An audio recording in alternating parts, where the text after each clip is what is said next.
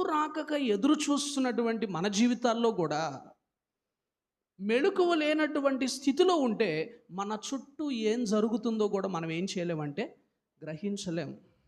అది మనకు నష్టాన్ని తెచ్చిపెడతదే కానీ మనకు ప్రయోజనాన్ని ఎంత మాత్రం కూడా చేకూర్చదు. చూడండి, మన విశ్వాస జీవితంలో మెళకువ లేకుండా ఉంటే కలిగే నష్టం ఏంటో రాశాడు వాక్యంలో. లూకాసు వార్త 21వ అధ్యాయం. మెళకువ లేనటువంటి స్థితి ఏం కలుగు చేస్తుందో మీకు అర్థం చేసుకోవడానికి 21వ అధ్యాయము 34వ వచనాన్ని చూడండి. ఎలా రాశాడు, జాగ్రత్తగా మాట చూడండి. మీ హృదయములో ఒకవేళ తిండి వలన, మత్తు వలన, ఐహిక విచారం వలన మందముగా ఉన్నందున ఆ దినము అకస్మాత్తుగా